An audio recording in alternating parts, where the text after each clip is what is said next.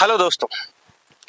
सुमित के सपने में भगवान आए और उन्होंने सुमित से कहा कि बता, तू अगर ऐसे करेगा तो तुझे मैं ज्यादा कैसे दूं, कैसे मैं तुझे और दे सकता हूं। मैंने तुझे करोड़ों रुपए दिए और तूने उन करोड़ों रुपए का क्या किया। इतनी संपत्ति दी, तूने उसका क्या किया, मैं बताऊं। अगर आप ये जानना चाहते हैं कि सुमित को भगवान ने ऐसा क्यों कहा और यहाँ पे किस बारे में बात हो रही है, बहुत ही बड़ा लाइफ लेसन आपको मिलने वाला है।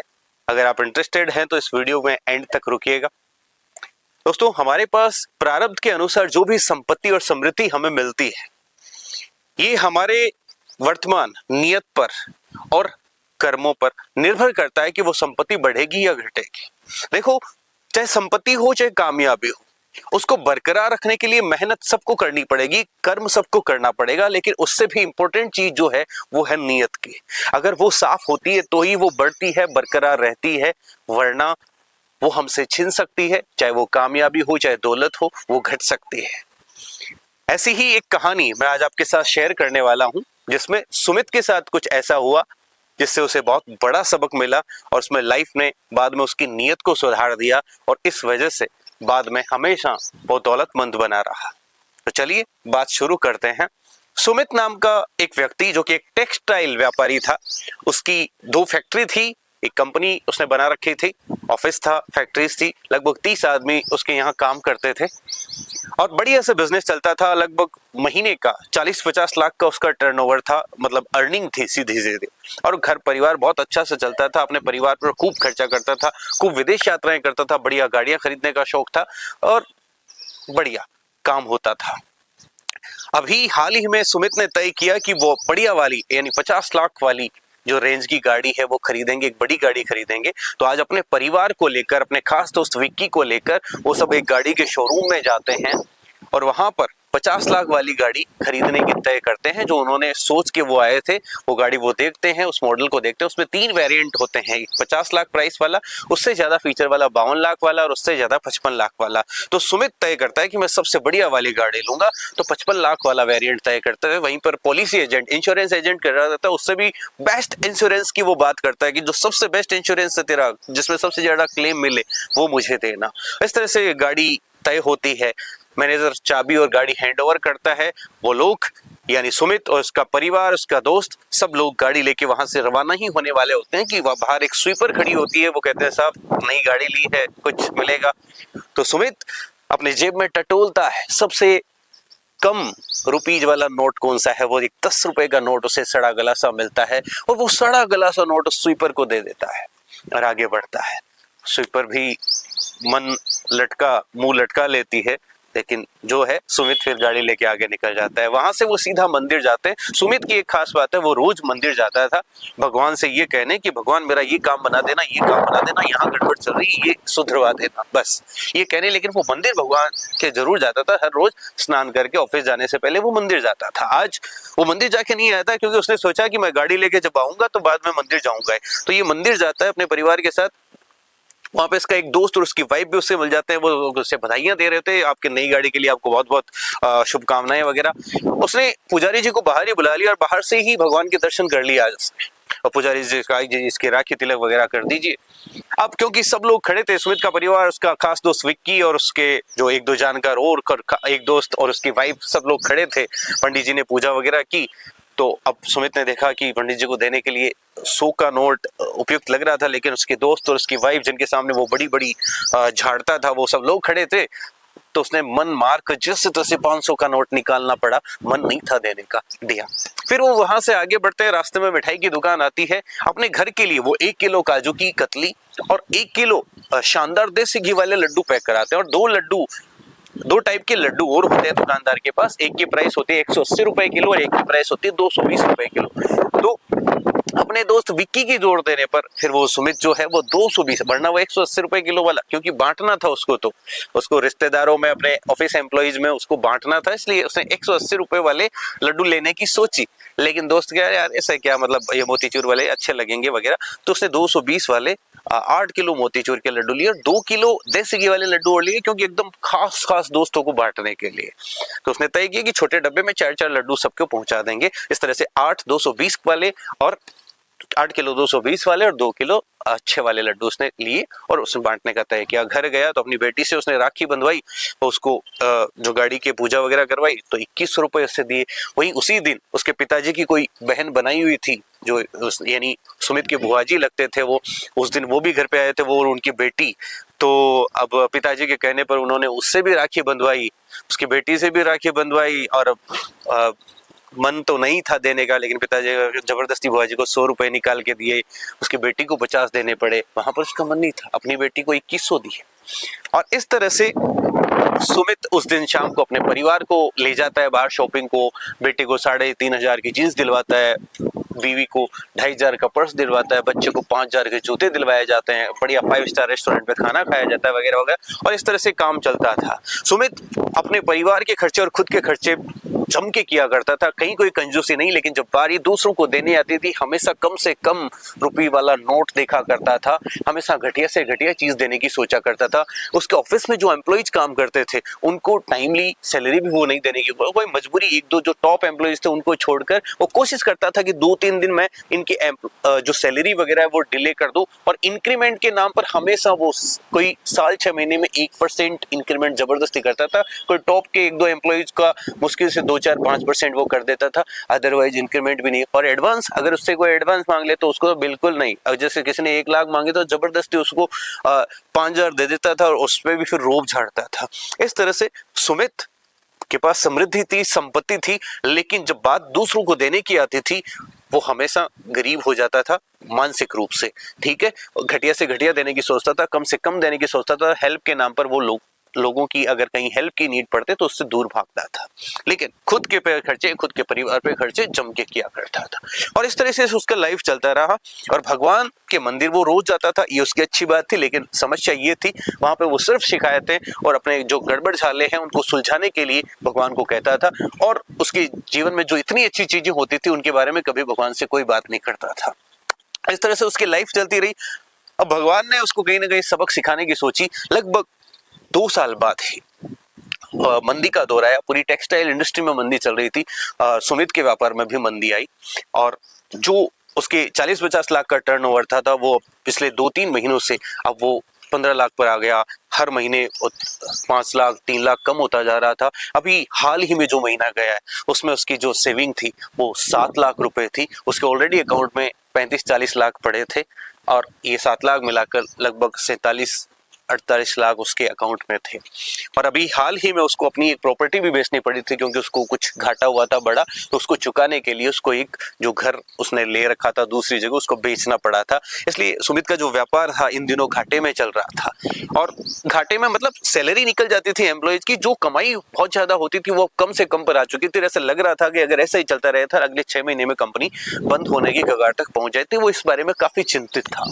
हाँ, अब उसको एक उम्मीद की किरण नजर आ रही थी। उसका जो वर्षों पुराना जो क्लाइंट है, जो उसको कभी 10 लाख के 20 लाख के ऑर्डर्स वगैरह देता था, वो अभी हाल ही में उससे बातचीत चल रही थी कि वो लगभग 1.5 करोड़ का एक ऑर्डर उनको देने वाला है। तो सुमित इस उम्मीद में कि ये 1.5 करोड़ जब आएंगे तो इसमें लगभग 60-70-80 लाख की कमाई जो होगी उससे मैं कुछ बड़ा इन्वेस्ट करूंगा और अच्छा सा बिजनेस चलाऊंगा, वापस सेटअप कर लूंगा। तो इस उम्मीद में था।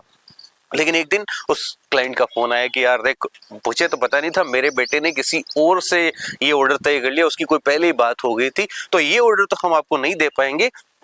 4-6 महीने बाद में एक और बड़ा ऑर्डर हम आपको देंगे। अब वो 4-6 महीने कैसे कटे, सुमित को भयंकर टेंशन हो गई, क्योंकि बिजनेस इधर इसकी वाइफ कह रही कि पिछले 4 महीने से हम कहीं गए नहीं है, चलो ना एक फॉरेन टूर करके आते, क्योंकि ये अक्सर अपनी फैमिली को आदत लगा चुका होता है फॉरेन टूर्स की, बढ़िया बढ़िया चीजें दिलवाने की।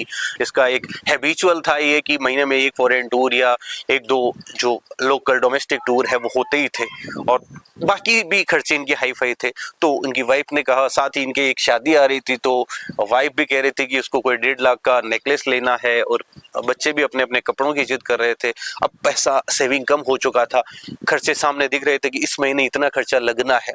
हालांकि वो जो टूर है उनके लिए कोई जिद नहीं थी वाइफ की कि आपके अगर वो सूटेबल नहीं होता है तो ठीक है देखेंगे, लेकिन कोशिश करो। तो सुमित चाहता था कि वो करवा दे, इसलिए वो 5-7 लाख रुपए ऐसे देख रहा था। कुछ उसको रेंट वगैरह चुकाने थे, ऐसे करके 3-4 ऐसे करके 10 लाख का उसका खर्चा होना था इस महीने का। उसके अकाउंट में लगभग 48 लाख थे, उसने 10 निकालेंगे 38 बचेंगे, 30 लाख उसे इस हमेशा अकाउंट में चाहिए, क्योंकि 25 लाख पूरे एक महीने का लगभग सैलरी होता है। मान लो अगर आगे पैसा ना भी आए तो कम से कम 1-2 महीना कंपनी चल सके, इसलिए वो रखना ही चाहता था, उसमें से वो कोई डिस्टर्बेंस नहीं चाहता था।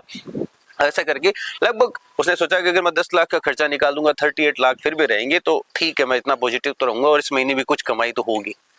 अब लेकिन जो ही ऑर्डर कैंसिल हुआ ना 1.5 करोड़ वाला, वो भयंकर चिंता में आ गया। उस दिन जाके वो मंदिर गया, भगवान से खूब शिकायत है कि भगवान इतना कुछ, मैं रोज आता हूँ आपके मंदिर में, आपने इतना मंदी का दौड़ ला रखा है, अब देखो क्या हालत हो गई है, कमाई नहीं हो रही है, आप क्या कर रहे हो, ये एक ऑर्डर तो दिलवा देते कम से कम, ये आपने मेरा काम नहीं किया, अब क्या होगा, कैसे जीऊंगा, ये सब आपकी वजह से हो रहा है, आप सुन नहीं रहे हो वगैरह वगैरह। उस दिन जब रात को सुमित सोया सपने में, तो भगवान आते हैं और भगवान आके सुमित से सबसे पहला सेंटेंस कहते हैं, बता सुमित तेरी ये हरकतें देखकर तो अगर ऐसे ही चलता रहा और ये तेरे काम देखकर मैं तुझे और कैसे ज्यादा दे दूं। तो सुमित को समझ में नहीं आया, बोले ये ऐसे और काम देखकर मैंने ऐसा क्या किया, आप मुझे और क्यों नहीं देना चाहते हो, मुझे पैसा क्यों नहीं, समृद्धि संपत्ति क्यों नहीं देना चाहते हो। तो भगवान ने कहा कैसे दे दूं तुझे मैंने बहुत दिया था, करोड़ों दिया था, तेरा धंधा बहुत बढ़िया चल रहा था, लेकिन तूने बदले में क्या दिया, तू जब दूसरों को देने की बारी आती तो 10 का सड़ा गला नोट निकालता है। स्वीपर को तूने 10 का सड़ा गला नोट दिया, 50 लाख की गाड़ी खरीदी और बढ़िया वाला इंश्योरेंस शानदार करवाया ताकि तुझे क्लेम अच्छा मिले, और लेकिन जब स्वीपर को देने आते दूसरों को, जब लड्डू बांटने की बारी तो घटिया वाले लड्डू ढूंढता है और मेरे पास आके हमेशा सिर्फ शिकायतें कहता है। कभी जिस दिन गाड़ी खरीदी उस दिन क्या तू मंदिर आया, मुझे कहा कि भगवान मैंने गाड़ी खरीदी है, आओ सबसे पहले बैठो, ऐसे इनविटेशन या कुछ मुझे ऐसा कहा तूने, सिर्फ शिकायतें लेके आता है। और जो भी अच्छी चीज हुई तेरी लाइफ में, हर दिन तेरे पास कम से कम 10 अच्छी चीजें होती है, 2 गड़बड़ होती, तू मुझे आके सिर्फ गड़बड़ बनाता है। तू मुझे मेरे पास सिर्फ एक लिस्ट लेके आता है कि भगवान मेरे ये काम बना तो वो काम बना तो, लेकिन मैं तेरा ये नहीं देखता। लेकिन फिर भी जब दूसरों के देने की बारी आती है तो तू हमेशा घटिया से घटिया देने की, कम से कम देने की सोचता है। क्यों, मैंने तुझे इतनी संपत्ति नहीं दी कि क्या तू लोगों की हेल्प नहीं कर सकता, क्या जितने खर्चे अपने परिवार पर उसका थोड़ा बहुत क्या दूसरों पे खर्च नहीं कर सकता, कहीं किसी जरूरतमंद की, किसी गरीब की हेल्प नहीं कर सकता। क्यों तेरी नीयत हमेशा ऐसी ऐसी गंदी रही। उसी नीयत का ये श्राप है कि तुझे आज इस दौर से गुजरना पड़ रहा है। अगर तू चाहता है कि ये सब सुधरे तो अपने आप को सुधार, अपनी नीयत अच्छी बना, अपनी ये जो शिकायत करने की आदत है इसकी पोटली बंद कर, और जो हो रहा है उसको देख कि कितना अच्छा तेरे साथ हो रहा है, कितनी अभी भी मैं हूं इसलिए ये सब कुछ प्रोटेक्टेड है। और ये सब जब सुमित को पता चला तो उसने भगवान से माफी मांगी, भगवान मैं ऐसा क्या करूं, बताओ अब सब कुछ सुधार दो, मैं कुछ करना चाहता हूं, अब मैं भगवान में मेरी नीयत सुधार लूंगा, अब सब कुछ मैं हेल्प भी करूंगा, मैं अब कहीं कंजूसी नहीं करूंगा, बस मेरी ये स्थिति सुधार दो, मुझे इस बुरे दौर से बाहर निकाल दो, मुझे वापस वो संपत्ति और समृद्धि दे दो भगवान, मैं अभी आपके पास में शिकायतें नहीं करूंगा, या बस जो सारी बातें बताऊंगा। कहने का मतलब ये है। तो इस तरह से वो सपना अचानक से टूटा सुमित का। रात की बात थी ये, सुमित ने ये सब कुछ चीजें समझी और वो वापस हो गया अगले दिन तक सुबह। हालांकि उसको सपने का लेशन याद था, बट सपना कहीं ना कहीं थोड़ा धूमिल हो चुका था, बट जो लेसन है वो सुमित समझ गया था। अब सुमित ऑफिस गया। हाँ, एक इम्पोर्टेंट बात ये थी, भगवान ने जाने से पहले सुमित से ये कहा था कि मैं तुझे सब कुछ वो लौटा दूंगा। यानी उस सपने में जाने से पहले सुमित से ये एक बात कही थी कि मैं तुझे सब कुछ लौटा दूंगा, तुझे समृद्धि, लेकिन कल तुझे एक परीक्षा है तेरे सामने आएगी, उसको पास करना पड़ेगा। यानी एक सिचुएशन आएगी, उससे जैसे तू कैसे डील करता है वहीं पे मैं देख लूंगा। अब सुमित ऑफिस गया, इधर से पत्नी का फोन आ रहा था कि क्या हमें टूर पर चलना है, क्या उसकी बुकिंग वगैरह कर ली है, और साथ में वो शादी वाला वो जो 1.5 लाख वाला नेकलेस है वो भी वो याद दिला रही थी, और भी खर्चे उसको दिख रहे थे। तो वो एस्टिमेट कर रहा था कि ये 10 लाख रुपए मैं निकाल लेता हूँ, सारे खर्चे करता हूँ। इधर से अचानक मिश्रा जी, जो इसको कंपनी के बहुत लंबे समय से एम्प्लॉय रहे हैं, वो आए। उन्होंने आके एक विशेष बात बताई कि साहब देखो क्या हुआ, मेरी बेटे की शादी आई रही है, आपको जैसा कि बताया था मैंने, और वो कल हम जा रहे थे तो ज्वेलरी वाले के पास 7-8 लाख रुपए देने थे, 50 लाख टेंट वाले को देने थे, राशन वाले को देने थे, ऐसे करके 10 लाख रुपए मैं एक बैग में डाल के ले गया था मार्केट में। तो अचानक से कहीं बैग थोड़ा सा रखना हुआ, वहीं से वो चोरी हो गया। अब बहुत बड़ा संकट हम पे आन पड़ा है, बेटे की शादी फिक्स हो है, सारे काम होने हैं, सब पैसे नहीं है, तो कहीं ना कहीं जैसे तैसे मदद करो। अब सुमित ने जो हमेशा एम्प्लॉयज को कभी कोई विशेष मदद नहीं करता था, वो ना एडवांस देता था ना, लेकिन आज वो सोचने पर मजबूर हो गया। आज उसे अचानक वो रात वाला लेशन याद आया। उसने फिर ये जो घर वाला टूर है, ये नेकलेस है, ये सारी चीजें पोस्टपोन की। बोले ये टूर वगैरह तो होते रहेंगे, नेकलेस की भी जरूरत नहीं, और बहुत सारी ज्वेलरी उसके पास है जो इम्पोर्टेंट है शादी के लिए, जो अरेंजमेंट है कपड़े वगैरह वो बस लेने का। और फिर इधर इनके बेटे की शादी बहुत ज्यादा इंपॉर्टेंट है। आज पहली बार इसने अपने एम्प्लॉय का सोचा, दूसरों का सोचा। उसने तुरंत 10 लाख के लिए यहाँ पर 1 लाख रुपए ऊपर ओढ़ दिया। बोली ये 1 लाख रुपए आपको वापस नहीं देने, जबकि मिश्रा जी ने कहा कि हम 10 लाख आपके 2, 4, 6 महीने में वापस रिटर्न कर देंगे। तो यहाँ पे सुमित ने कहा कि आप आराम से रिटर्न करना, कोई ना, कंपनी जैसे चल रही है। सुमित ने सोचा है कि यार 30 लाख तो फिर भी बचेंगे, काम तो चल ही जाएगा। वैसे तो 5-10 लाख तो आते ही हैं महीने 2 महीने, जितने दिन भी अपनी कंपनी चले उतने दिन तो ठीक है, लेकिन इनकी बेटी की शादी नहीं रुकनी चाहिए। तो तुरंत उसने 10 लाख प्लस 1 लाख अपनी तरफ से जो उसको वापस नहीं चुकाने थे, ये टोकन मनी गिफ्ट थी। पहली बार उन्होंने, उस सुमित ने दूसरों के बारे में सोचा और पूरी शादी में पार्टिसिपेट भी किया। और उस दिन से वो सोचने लगा कि यार अपने एम्प्लॉयज कितने इंपॉर्टेंट है, कंपनी सिर्फ मेरी नहीं है, इन सब की है, और बाकी लोग कितने इंपॉर्टेंट है। अब वो कुछ भी खरीदता या कुछ भी लेता, हर चीज के बारे में वो दूसरों के बारे में सोचने लगा था, हेल्प करने के बारे में सोचने लगा था। और तभी 2-4 दिन बाद ही उसके उस क्लाइंट का वापस से फोन आया जिसने 1.5 करोड़ का ऑर्डर कैंसिल कर दिया था। उसने उसको कहा कि देखो सुमित जी, अब वो बेटे वाली जो बात हुई थी वो कहीं ना कहीं वापस से उसकी कैंसिल हो चुकी है, और अब ऑर्डर बढ़ा के हम 2.5 करोड़ का कर रहे हैं। तो आप ये इस महीने हमारा ये 2.5 करोड़ का ऑर्डर कर दीजिए और एडवांस में हम आपको 1 करोड़ रुपए जमा करा।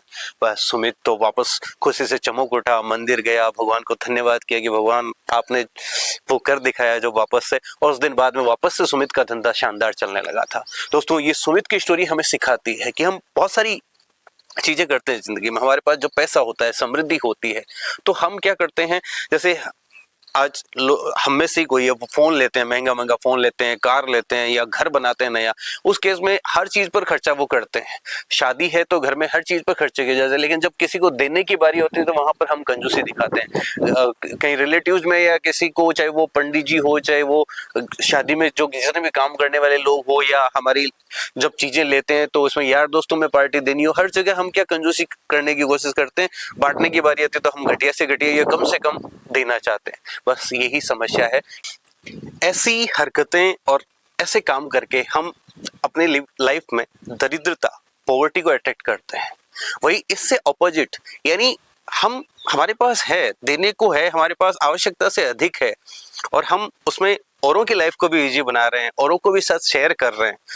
दोस्तों, चाहे नॉलेज हो, चाहे पावर हो, चाहे पैसा हो, अगर वो आपके पास बहुत है, आपका नॉलेज दूसरों के अच्छे के लिए काम आ रहा है तो वो बढ़ेगा। दूसरों को क्रश करने के लिए, उन्हें लूटने के लिए काम आ रहा है, उनको बेवकूफ बनाने के लिए काम आ रहा है, तो वो आपको फंसाएगा, वो घटेगा। आपकी पावर लोगों को दबाने के लिए काम आ रही है तो वो घटेगी। आपकी पावर लोगों को उठाने के लिए काम आ रही है तो वो बढ़ेगी। ऐसे आपका पैसा लोगों के हेल्प के लिए, लोगों के अच्छे के लिए, अच्छी नीयत से आप बांट रहे हो, जरूरत के अनुसार। मैं ऐसा नहीं कह रहा हूं कि हर जगह पैसा लुटाना शुरू कर दो, नहीं। बांटने का मतलब होता है कि आवश्यकता से अधिक है, आपके खर्चे, आपके काम अच्छे से चल रहे हैं, तो जहां जिसकी हेल्प की जरूरत है, और किसी को अगर जैसे यार, परिवार, रिश्तेदार और जो हमसे जुड़े हुए लोग हैं, उनको जब देने की बारी आती है, या किसी गरीब जरूरतमंद की हेल्प करने की बारी आती है, किसी भिखारी को देने की बारी होती है, तो उस वक्त भी कंजूसी नहीं की जानी चाहिए, उस वक्त भी दिल खोल कर देने चाहिए। और जैसे ही हम ये सब करते हैं तो हम, ये समृद्धि का माइंडसेट है, ये रिचनेस का माइंडसेट है, हम और ज्यादा चीजें अट्रैक्ट करेंगे, भगवान और देंगे। कि भगवान कहते हैं कि अगर तुम होते हुए भी गरीबी वाली हरकतें करोगे तो तुम्हें फिर वहीं पहुंचा दिया जाएगा। और है तुम्हारे पास और उसको सबके साथ मिल बांट के एंजॉय करते हो, औरों के भी बारे में सोचते हो, तो तुम्हें और दे दिया जाएगा। तो अगर ये बात आपको पसंद आई हो तो वीडियो को लाइक कीजिएगा, चैनल को अभी तक सब्सक्राइब नहीं किया तो चैनल को सब्सक्राइब कीजिएगा, वीडियो पसंद आया तो शेयर कीजिएगा और ऐसे ही जुड़े रहिएगा। Thank you.